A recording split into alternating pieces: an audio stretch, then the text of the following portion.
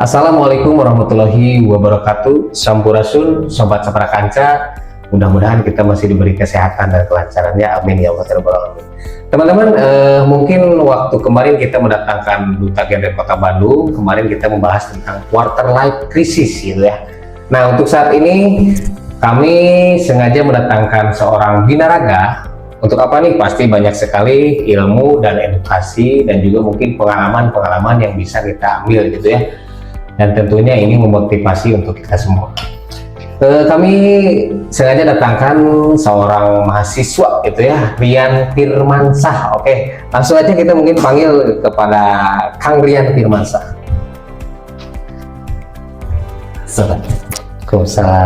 Coba dulu Kang ya. Siap.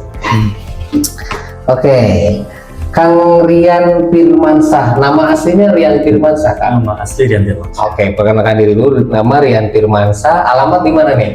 Kalau rumah di Jagabaya. Jagabaya, wah dekat aku ya. Ada orang kabupaten, masih Kabupaten Bandung berarti ya. Nah, untuk saat ini Akang tuh sebagai mahasiswa dan sedang menempuh pendidikan di mana nih? Sekarang sedang menempuh pendidikan di Universitas Jenderal Ahmad Yani. Jurusan apa kan? Jurusan S1 Farmasi. Wah, jurusan S1 Farmasi ini cocok sekali nih buat sobat Saprakanca kepada cewek-cewek. Kita aja siap berapa? Oh, masih jauh ya? Masih jauh ya? Sekarang semester berapa nih Kang? Sekarang semester 4 naik ke semester 5. Berarti berapa semester lagi? 4 lagi. 4 lagi ya? Oh, masih lama, berarti ngantrinya dulu ya. Oke, Kang Rian Firmansah, nama asli memang Rian Firmansah. Nama asli Rian Firmansah. Rian Firmansah, asli kelahiran di Jagabaya, Kabupaten Bandung. Dan sekarang menempuh pendidikan S1 di Unjani ya, jurusan farmasi. Oke. Oke Kang, sekarang kan kita berbicara tentang binaraga gitu ya. Saya sering sekali lihat di konten Kang Rian ini menjadi apa ya? Apa sih sebutnya, sering olahraga gitu ya, nge-gym dan juga dapat juga kejuaraan. Sebenarnya binaraga itu apa? Binaraga apa sih? Kalau binaraga, bina itu kan membina, raga itu kan jiwa atau raga kita. Berarti istilahnya adalah membina raga kita supaya kalau diartikan secara general atau secara pengetahuan pribadi saya gitu ya, adalah untuk membina raga kita supaya lebih sehat, lebih bugar gitu. Dari tahun berapa nih Kang Rian Firmansah mengikuti kegiatan gym tersebut, binaraga tersebut? Awalnya gym itu pada tahun 2020. 2020, sekarang 2025, berarti udah kurang lebih 5 tahun ya. Oke. Latar belakangnya nih, kenapa bisa Akang teh hayang nge-gym gitu ya? Bagaimana nih? Latar belakangnya karena dilihat badan saya itu kan kecil banget. Kecil banget ya? Nah, di sana mulai nyobain dulu nih nge-gym. Oke. Karena di gym kan pertama kali belum tahu nih pakai alatnya seperti apa, apakah latihan apa dulu. Nah di situ Rian pakai coach dulu, pakai pelatih. Nah di situ Rian sharing dengan pelatih Rian, dan kebetulan pelatih Rian itu atlet juga. Gitu. Nah di sana sharing, punya ketertarikan untuk ikut ke pertandingan seperti itu. Nah dari situ mulai terus konsisten latihan. Dan alhamdulillah sampai saat ini tetap konsisten meskipun masih bolong-bolong mungkin karena kesibukan kuliah. Alhamdulillah juga bisa mengikuti jejak coach gitu. Oke. Berarti kan awalnya itu latar belakangnya karena dari badan yang kecil. Kalau saya pribadi nih cerita ya, saya juga pernah sebenarnya Kang mengikuti gym, cuman ada yang gagal dan berhasil. Nah, waktu itu kan Kang Rian melibatkan coach ya, pelatih. Mungkin sebenarnya nih buat tips-tips juga buat teman-teman yang mengikuti gym. Saya pernah sih dulu mengikuti gym, ternyata lain gagal. Pokoknya pas unit olahraga nyari awak gitu kan. Dan badan saya tetap kecil. Nah, tips-tipsnya nih waktu dulu itu memang dari makan juga ada aturannya atau gimana? Kalau mau nge-gym itu ada 3 poin yang sangat penting. Yang pertama adalah pola tidur, yang kedua pola latihan, dan yang ketiga itu adalah pola makan. Pola tidur, pola latihan, sama pola makan. Berarti dalam artian pola tidur di sini berarti tidurnya juga harus memang beraturan ya? Beraturan. Pola tidur, terus pola apa lagi? Pola latihan, pola makan itu harus diseimbangkan. Jadi beginilah, menurut Kang Rian sendiri, kalau misalkan kita mengadakan secara pribadi mengikuti latihan, kalau tanpa coach, Kang Rian gimana? Nggak terlalu menyarankan berarti ya? Sebetulnya kalau untuk pemula atau awal baru gym itu disarankan untuk menggunakan coach. Karena apa? Ketika misalnya tidak menggunakan coach, yang pertama gerakan kita tidak benar, itu bisa mengakibatkan fatal. Entah itu tulang, entah itu sendi, nantinya takutnya cedera. Nah, nyeri awal pel modelnya. Ya. Akhirnya nyeri awal, riet, geri, tapi nggak gedean tuh. Oke, berarti harus ada coachnya. Terus dari pola makan nih. Pola makan itu dibagi lagi menjadi beberapa bagian. Gimana tujuan kita di gym itu mau apa? Mau ngecilin, mau tetap stabil di badan segitu, atau menjadikan badan menjadi kekar. Karena ketiga program itu beda-beda pola makannya.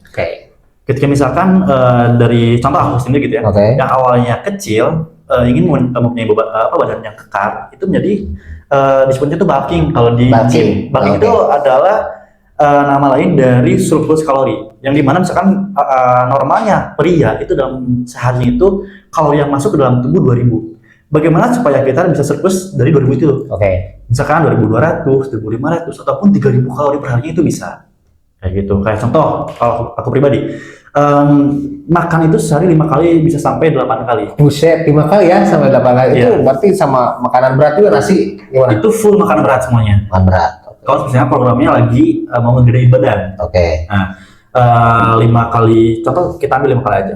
5 kali itu bisa diibaratkan dalam satu piring itu kalorinya 500. 500 dikali 5 berarti 2500. Nah, itu udah melebihi dari kalori yang standar harian pria. Jadi teman-teman nih luar biasa sekali, banyak tips trik ya. Ternyata orang yang mempunyai latar belakang kecil ternyata dalam gym juga bukan hanya untuk membesarkan, tapi untuk kekar juga, dan juga untuk menstabilkan tubuh tetap berat badannya segitu stabil, gitu ya, stabil. Awal mula nih Kang Rian dulu berat badannya berapa nih? Awal mula 46 deh. 46 ya. Dengan tinggi badan 170. Bisa meninggikan ini sebenarnya nggak gym itu ya? Banyak asumsi orang bahwasannya kalau misalnya kita nge-gym latihan berat dan sebagainya itu tinggi badannya bakal stuck sih gitu. Padahal enggak. Apalagi di umuran mitos, karena apa? Di umuran 20 bawah itu tinggi badan masih bisa tetap bertumbuh. Betul. Apalagi dengan kita sering olahraga, salah satunya gym, itu bisa menaikkan metabolisme supaya apa? Menjadi cepat. Nah, contoh entah itu ke pinggir supaya lebih kekar sebagainya gitu. Entah itu lebih tinggi juga bisa. Gitu. Dan ada juga sih Kang, ini yang membesarkan badan tuh orang lain ada yang berasumsi bahwa begadang dan juga makan. Nah, itu sebenarnya setuju juga dengan pernyataan seperti itu? Pernyataan tersebut setuju. Setuju juga. Setuju. Karena dari pola makan bisa kayak contoh ya, malam hari ketika lapar sengaja memakan mie instan, ditambah gadang, kayak gitu itu bisa mempengaruhi berat badan ataupun metabolisme kita. Tapi kan masalahnya begini, ketika kita tidur kan metabolisme dalam tubuh itu kan sedang bekerja atau beristirahat gitu ya? Justru kalau lagi tidur apa sih namanya, metabolisme tubuh itu bekerja ya? Duh, body baru namanya. Gimana nih? Kalau nggak salah ya, ketika kita istirahat itu tuh ada beberapa organ yang ikut istirahat juga. Kayak contoh harus istirahat kan? Kalau nggak salah tuh lambung itu sekitar jam 7 sampai jam 8 malam tuh itu istirahat, recovery lah. Makanya dari itu kenapa sih banyak orang ketika makan malam lebih dari jam 8 ke atas itu bisa menggemukkan, karena apa? Lambung kita udah tidak bekerja di jam 8 ke atas. Itu alasannya. Tapi ketika misalnya contohnya aku sendiri ketika mau menaikkan massa otot itu dipaksa juga mau jam 9 malam, jam 10 malam ketika masih lapar tetap makan aja. Karena apa? Karena besoknya pun juga tetap latihan. Ya gitu. Beda sama orang yang misalnya makan malam tapi orang tersebut jarang latihan. Jarang olahraga ya. Yang mengakibatkan nantinya mungkin apa sih sebutnya teteh lain stunting atuh nya nggak bodor wae stunting setepan naon teteh gede aja sebutnya teh obesitas. Nah itu teman-teman tuh dapat ilmu ya. Jadi kalau kita namanya komitmen gitu ya untuk gym itu harus benar-benar perhatikan dari pola tidurnya, pola latihan dan pola makan. Dan memang benar berarti harus ada coachnya ya. Berarti waktu itu saya salah. Kalau begitu maka saya lihatnya orang lain angkat beban urutan, angkat beban padahal tanpa ada pemanasan dulu. Biasanya ada pemanasan dulu ya. Ada. Itu kan wajib olahraga ya, ada wajib lah. Oke, nah itu tuh seputar sekilas balik tentang binaraga. Berarti, dan saya juga pernah dengar juga Kang ini pernah menjadi juara di acara body contest ya? Body contest. Tahun berapa itu? Saya mulai mengikuti kejuaraan itu di tahun 2023. 2023? Bulan Juli. Sama yang keduanya itu di 2023 juga bulan September. Oh, kedua-duanya katanya juara ya? Alhamdulillah ya. Nah, ini nih teman-teman ya, dari yang awalnya iseng, terus mulai ketertarikan dan didalami, akhirnya ternyata ada wadah ajang untuk dilombakan itu ya. Betul. Itu sebenarnya dalam body contest ini yang dipertontonkan dan dipernilaykannya apa sih Kang? Ototnya. Jadi banyak sekali penilaian mengenai otot-otot itu sendiri, entah itu dari ketebalan, kesimetrisan, ketebalan kiri kanan. Oke, iya urat kan tinggal iya otot berarti bukan ya beda lagi ya, beda lagi. Iya mau khawatir. Jadi dari ketebalan otot juga ada ya? Ketebalan otot, karena di binaraga ataupun di body contest itu ada kelasnya. Oke, kelasnya nih. Kelas itu dilihat dari ketebalan ototnya. Ketika misalkan contoh ya, kelas yang paling kecil atau paling bawah itu disebutnya kelas new beginner. Oke, new beginner. Oke. Yang dimana kan kelas new beginner itu kan salah satu kelas yang diikuti sama aku juga. Itu massa ototnya nggak terlalu tebal, tapi yang dia adalah kekeringannya. Kering dan benar-benar kelihatan tuh si badan tuh berdahar lah, serem gitu. Nah itu. Oke. Tapi saya lihat tuh dalam dilombakan seperti itu, dikonteskan kan. Kalau kontes burung itu kan didengarkan suaranya. Ini kan dipertontonkan adalah bodinya. Itu dilombakannya satu persatu dipanggil atau memang menjajan gitu kan semua? Nah jadi ada mekanismenya. Pertama kali misalkan peserta dalam suatu panggung di kelas A itu misalkan ada 100 orang. 100 orang itu misalkan dibagi menjadi 10. Otomatis per sekali kita posnya itu adalah 10 orang dulu bergantian sampai semuanya kebagian. Setelah itu adanya namanya itu eliminasi, seleksi. Eliminasi. Ketika misalnya ada orang yang lebih mungkin dari pandangan juri si A ini lebih oke nih badannya. Dia berarti next ke pose selanjutnya. Berarti gitu. Banyak ya ini babak eliminasinya banyak banget. Berarti kalau mau sampai juara berarti susah juga ya. Karena kondisi waktu kontes itu kalau aku pribadi di H-1 atau enggak H-2 itu udah diet air, udah nggak minum air ya. Makan dari itu kebanyakan orang ketika misalnya lagi kontes, kebanyakan pingsan. Karena apa? Dehidrasi. Kekurangan minum ya. Aduh, ternyata susah juga ya. Tapi kalau misalkan yang pendek itu nggak keterima mungkin ya. Kalau soal tinggi badan nggak terlalu dipengaruhi apa gimana nih? Tidak dipengaruhi, karena tetap yang dinilai itu adalah ototnya. Yang dinilai itu adalah ototnya, mau itu pendek, mau itu jangkung ya, Oke, berarti luar biasa tuh teman-teman ya. Saya tuh ini apresiasi banget karena jarang orang yang mengikuti gym untuk nantinya dijadikan wadah luang untuk kejuaraan. Tapi kan kalau Kang Rian sendiri, berarti kan ini konsisten berarti ya. Dari mulai latihan, terus dan memang benar-benar ada ajangnya dan wadahnya, makanya waktu itu akan mengikuti. Nah, sekarang kita pindah lagi nih pembahasan yang lain. Tadi yang pertama adalah binaraga ya, Kang ini luar biasa lah konsisten. Dan saya juga pernah dengar juga, Kang Rian ini pernah jadi juara model juga nih. Almada Award berapa itu? 2023 juga ya? Kalau nggak salah 2004 itu kalau salah 2004 tuh cocok juga ya jadi model karena dia tampang lumayan pemirsa ya. Gimana tuh ceritanya? Kok jadi dari binaraga kan itu kontes memamerkan body dari ketebalan otot dan lain sebagainya. Sekarang lompat kak bidang model kan itu beda lagi kan posenya bukan begini kan kalau model ya. Itu gimana? Awalnya itu karena aku kan sering posting latihan di Ya, IG. oke. Ada beberapa agensi yang menawarkan untuk ikut lomba model dan dibiayain lah sama agensi tersebut. Cuman waktu itu kan posisinya waktu aku masih sekolah. Oke. Adanya ketakutan, takut gimana lah karena aku juga kan nggak tahu dunia model itu seperti apa, gitu. Semuanya aku tolak dulu. Nah pas kemarin ketika udah jadi mahasiswa masih sering diem dan post di Instagram, ada lagi nih yang nawarin dan orang yang sama ternyata. Orang yang sama. Ya, ada 2 agensi yang nawarin dan yang saya pilih yang salah satu itulah saya pilih.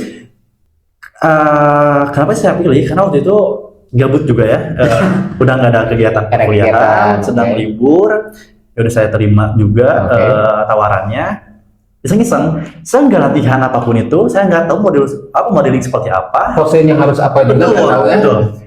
Tiba-tiba kebetulan model itu dilaksanainya di BIP, Badan Hingga Pelajar. Ya. Pas saya langsung datang ke situ, menetap juga, nggak persiapan outfit seperti apapun.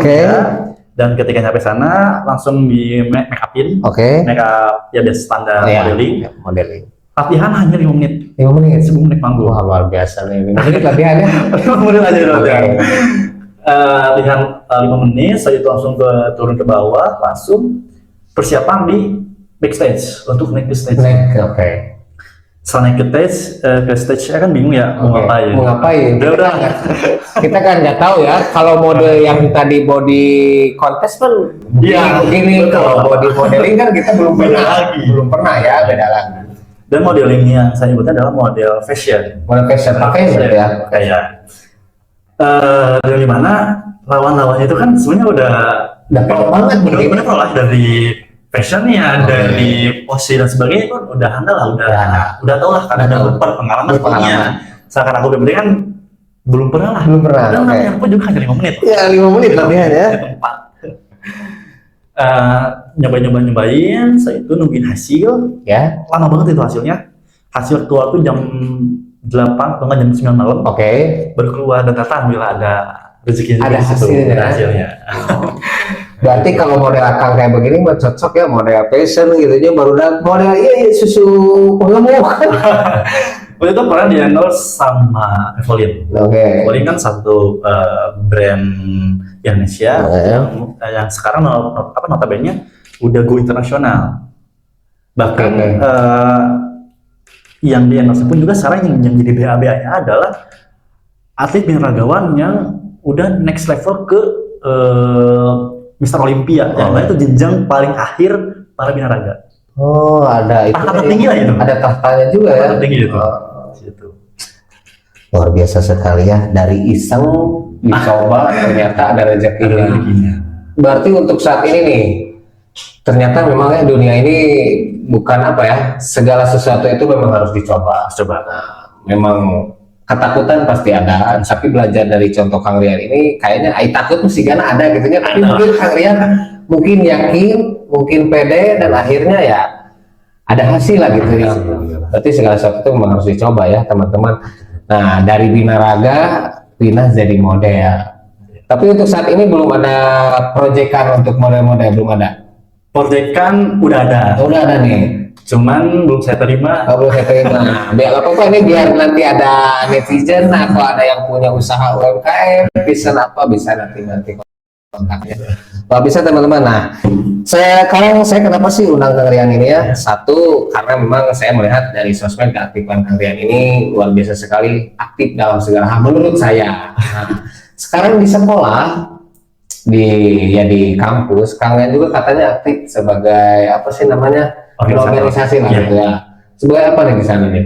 Pertama kali di situ aktif karena jadi ketua kuliah lapangan dulu. Kuliah lapangan. Setelah beres itu lanjut jadi wakil ketua pengabdian masyarakat.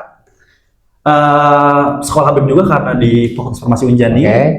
BEM-nya mengadakan sekolah BEM, ikut juga di sana. Setelah ikut sekolah BEM, magang di BEM, dan Sekarang insya Allah doain aja supaya keterima jadi calon ketua ASPK. Oh, Sugante calon para wanita RRD. Oke. Berarti aktif ya organisasi, banyak sekali kegiatan nih Kang Rian ini. Kenapa sih saya pengen tanya nih sebagai Akang, sebagai pemuda ya, saya mau sekolahnya. Kang Rian Firmansah, kenapa maksudnya begini kan? Untuk saat ini tuh kan orang-orang itu digempur dengan teknologi, dengan misalkan sekarang kan banyak pergaulan bebas. Ini biar jadi pelajaran nih buat teman-teman semua. Kenapa sih Akang sendiri lebih memilih mensibukkan diri untuk berorganisasi, berkegiatan? Berarti kan itu ada sesuatu nih. Kenapa gitu? Latar belakangnya adalah saya dari kecil sampai SMP itu pendiam. Oh, dari padahal pendiam ya, dari kecil sampai SMP itu pendiam. Sekarang gacor gitu. Tapi saya mikir seperti ini kan, ketika saya tidak secepatnya untuk memulai, misalnya apa? Karena ketika misalnya udah lulus sekolah atau nanti lulus kuliah, itu tidak akan ada wadah untuk kita berkembang lagi. Karena ketika misalnya udah selesai semua pendidikan, pasti yang diutamakan adalah pekerjaan. Di pekerjaan tersebut, misalnya kalau saya nggak punya soft skill, entah itu public speaking, entah itu problem solving dan sebagainya, saya mau mau bagaimana nanti survive ketika di pekerjaan ada masalah. Saya nggak bisa ambil keputusan, saya nggak bisa memecahkan suatu permasalahan, tidak bisa beremu gitu ya, musyawarah. Iya. Makanya dari itu saya dari SMA memberanikan diri untuk masuk OSIS dulu, lanjut ke MPK. Karena apa? Saya pikir ketika misalnya saya punya kata-kata yang memang menurut saya maknanya sangat mendalam. Kata-katanya adalah lebih baik kecewa karena gagal daripada menyesal karena belum pernah mencoba. Itu bisa dijadiin caption. Lebih baik kecewa karena gagal daripada menyesal karena belum pernah mencoba. Daripada menyesal karena belum pernah mencoba. Dipikir-pikir makanya. Karena dari kata-kata itu saya artikan sangat sekali banyak maknanya. Ketika contoh, entah itu di gym, di modeling, ataupun di organisasi, ketika misalnya kalau saya tidak terjun berani ke sana, saya kayaknya stuck di situ-situ aja. Makanya dari situ saya belajar untuk terus berkembang ke depannya supaya bermanfaat kepada orang lain. Ya saya aktif berkontribusi untuk bermasyarakat. Ya, kayak gitu. Bagus sekali ya. Dari ini sebenarnya kalau diceritakan mah kalau misalkan orang dari Binaraga mungkin nggak akan memikirkan orang lain. Udah ya kita mah berposisi dari diri aja sendiri ya. Tapi Akang sendiri punya niatan untuk bermanfaat untuk orang lain. Karena Akang sendiri tadi kan ceritanya latar belakangnya adalah seorang pendiam. Rata-rata nih ya Kang ya, kalau dari pendiam seperti itu kadang-kadang kan sampai dewasa juga ada yang masih pendiam gitu ya. Tapi berbeda sekali dengan Kang Rian ini mencoba untuk riset pengembangan dalam diri. Betul. Mengadakan perubahan. Gitu ya, luar biasa. Berarti sekarang banyak sekali kesibukannya. Kesibukan lumayan lah. Katanya juga Kang Rian ini punya bukan klub motor, siapa sih namanya ini? Komunitas motor. Nah ini teman-teman, dia menjadi pemajikan Akangnya sih karena mah lihat hobinya loba teuing gitu. Banyak tehnya. Tapi tenang sih, itu kan kita kan bersosial ya. Harus hidup dan memang harus aktif. Dari kapan nih main motor-motor begitu Kang?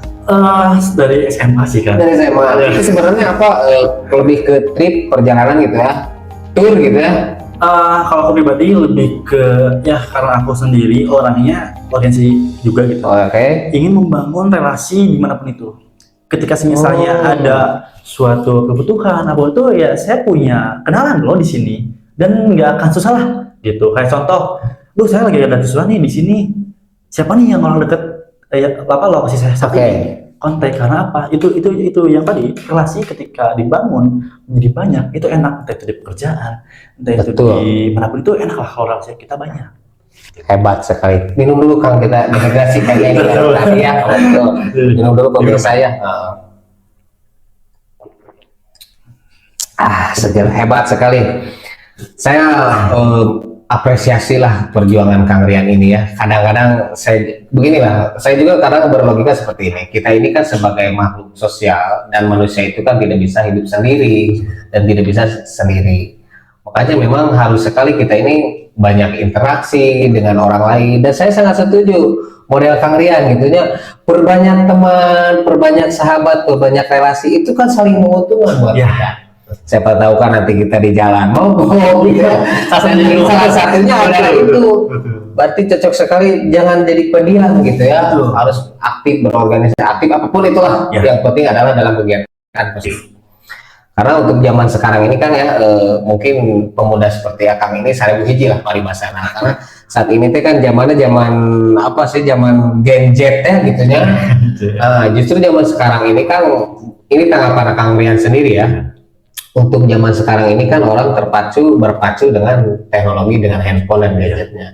Dan justru menurut saya dengan adanya gadget seperti ini, si anak-anak ini tidak bisa interaksi. Betul. Jadi hanya bisa interaksinya hanya dengan lewat telepon saja, lewat HP-nya saja. Menurut Kang Rian sendiri nih, untuk bukan meminimalisir siapa sih, supaya kalau terhindar dari ini, supaya terhindar lah dari kegiatan itu, harus bagaimana sih untuk saat ini?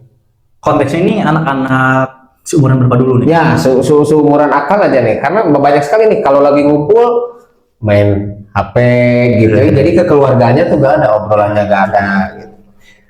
Kalau dari saya sendiri gitu ya, lebih banyak menyibukkan diri di luar itulah. Karena apa? Contohnya entah itu lebih baik main keluar, entah itu motor-motoran, atau main sepak bola dan sebagainya gitu ya, daripada kita main HP. Karena apa? Ketika misalnya kita main HP terus-terusan, pertama itu membuang waktu nggak sih kan? Pasti. Membuang waktu, membuang energi lah. Karena main HP, contoh main game, buat apa juga gitu? Karena dilihatnya itu buat masa depannya, kayak gitu.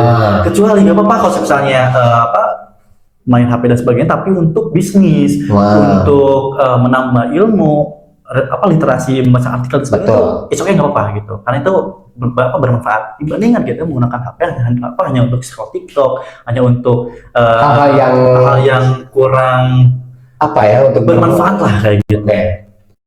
Habiskan waktu juga, dan karena sekarang ini segala sesuatu mau usaha ataupun itu tidak susah di handphone. Betul. Bisa kita promosi. Ya hal seperti halnya Akang waktu kemarin kejuaraan banyak diupload, ternyata ada yang menawarkan, ada yang datang gitunya. Bagus sekali.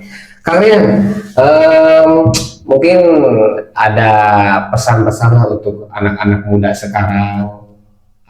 Ada pesan nggak nih? Untuk pastinya ada sih, melihat dari berbagai pengalaman Kang Rian ini yang luar biasa. Menurut saya berbelok-belok pengalaman ya, dari Binaraga Lubat Kamode Timode, ternyata aktif oke di organisasi. Wah, Bapak bisa lebih cabak gitu, ngatur gitu kan. Itu sih ada pesan-pesan nih buat anak-anak muda sekarang. Mungkin pesan-pesannya untuk anak muda, jangan takut untuk memulai sesuatu. Ambil resiko yang mungkin dihadapkannya adalah berat-berat, karena suatu pemimpin ketika ingin menjadi suatu pemimpin itu harus berani ngambil resiko, seberat apapun itu pasti dihadapi. Karena apa? Suatu permasalahan, suatu problem yang nantinya di lapangannya yang kita tidak ketahui, pasti akan ada jalannya aja. Kenapa? Percaya Allah itu akan memberikan jalan kepada hambanya selama hambanya itu berusaha. Dan jangan malas-malasan. Nah, ini yang harus dalam garis bawah itu, Kang. Betul sekali. Jangan malas-malasan. Karena kalau saya sendiri berpikir seperti ini. Entah itu karena sekolah atau karena kuliahan, wadah untuk kita berkembang hanya saat itu. Ketika setelah selesai melakukan masa studinya, kita tidak akan ada tempat untuk berkembang lagi kecuali di organisasi ataupun di sekolah ataupun di univ yang kalian sekarang sedang tempuh. Karena ketika nanti kita sudah keluar sekolah, keluar pendidikan gitu ya, akan langsung dihadapkan dengan masalah-masalah yang kita tidak tahu itu masalahnya apa. Kita tidak bisa mengambil keputusan, tidak bisa menyelesaikan masalah, kita tidak bisa berbicaranya kepada orang banyak seperti apa, itu akan sulit. Atau kalau misalnya kan anak mahasiswa, jangan jadi mahasiswa kupu-kupu. Kuliah pulang. Apa nih istilahnya kupu-kupu? Kupu-kupu adalah kuliah pulang. Beda kan sama organisator ya. Udah kuliah, ada yang rapat, ada suatu perkumpulan untuk membangun soft skill kita. Nah di situ kita berkembang. Betul sekali nih. Menciptakan ide-ide baru, apalagi kita seorang siswa ataupun mahasiswa, tuangkanlah ide-ide yang kita punya. Karena apa? Tidak ada ruang untuk menuangkan ide lagi kecuali di organisasi ataupun di sekolah itu. Betul, karena kalau udah keluar mah kan tadi bekerja. Bekerja, fokus. Oke, teman-teman banyak sekali nih hikmah dan pelajaran yang bisa kita ambil. Ini kayaknya judulnya berani untuk dimulai kan? Karena banyak sekali pengalaman yang bisa diambil dari awalnya dari iseng ditekuni. Ternyata memang orang itu benar-benar perlu tekun. Betul. Untuk menggapai sesuatu itu orang itu memang harus tekun. Lamun cek nama alon-alon asal kelakon gitu nya. Luar biasa teman-teman. Nah, ini banyak sekali hikmah dan pelajaran dari Kang Rian Firmansyah. Sekali lagi kan saya mengaturkan banyak Kang Rian Firmansyah ini udah bisa mampir ke podcast Para Kanca. Oke, ini sebagai promosi ya Kang ya. Jadi di Para Kanca channel ini kita ini punya apa sih namanya, apa sih, visi misi gitu ya. Kita tuh punya fungsi gitu ya, kami ini ingin menjadi media informasi, media pendidikan, dan media hiburan. Nah, mungkin dari obrolan tadi kita ada 3 elemen tersebut masuk, dan mudah-mudahan ini bermanfaat bagi siapapun yang mendengarkan. Amin. Ya Allah. Teman-teman, mungkin sekian dari kami. Kang Rian Firmansyah juga terima kasih banyak. Pokoknya ini jadi panutan juga ya buat semuanya, buat anak-anak muda, bener jangan malas-malasan. Daripada malas-malasan mending datang ke sini ngobrol lewat konten podcast. Oke, selamat jumpa. Kang Rian, apa sih nama Instagram? Coba bisa di-spin nanti kita Instagramnya @rian_firmansyah, Rian N-nya 2, Firmansyah hanya 2. Hanya 2, ingat-ingat pokoknya segala 2 ya. Nanti juga istri 2. Oke. Iya kayaknya ini. Oke teman-teman, terima kasih banyak. Terima kasih juga kepada para sponsor dan media partner yang sudah mendukung kami. Kami berdua pamit undur diri. Wabillahi taufiq wal hidayah. Wassalamualaikum warahmatullahi wabarakatuh. Oke.